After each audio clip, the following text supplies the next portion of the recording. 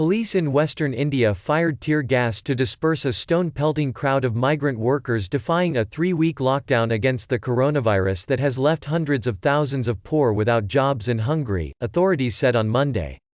Prime Minister Narendra Modi ordered the country's 1.3 billion people to remain indoors until April 15, declaring such self-isolation was the only hope to stop the viral pandemic. But the vast shutdown has triggered a humanitarian crisis with hundreds of thousands of poor migrant laborers employed in big cities such as Delhi and Mumbai seeking to head to their homes in the countryside on foot after losing their jobs. Many have been walking for days, some with families including small children, on deserted highways with little access to food or water. On Sunday, about 500 workers clashed with police in the western city of Surat demanding they be allowed to go home to other parts of India because they had no jobs left.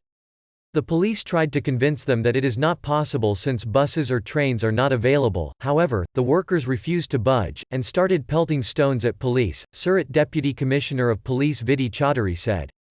She said the workers, most of them employed in the shuttered textile industry in Surat, were driven indoors by tear gas volleys, and on Monday 93 of them were detained for violating lockdown orders.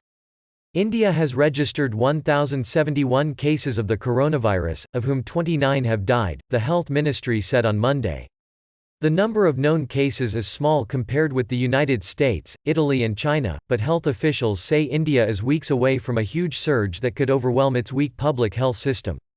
A health official said the large-scale movement of people into the countryside risked spreading the coronavirus widely, compounding the challenge of containing the outbreak in the world's second most populous country.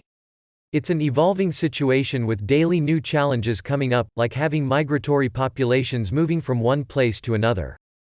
Like non-affected states adjoining affected states, said Dr. S.K. Singh, director of the National Center for Disease Control, which investigates and recommends control measures for outbreaks of illness. In the northern state of Uttar Pradesh, health workers dressed in protection suits sprayed disinfectant on a group of migrant workers who were also trying to make the journey home to their villages, local television showed. They were made to sit on a street corner in the Bareilly district and doused with hose pipes, prompting anger on social media.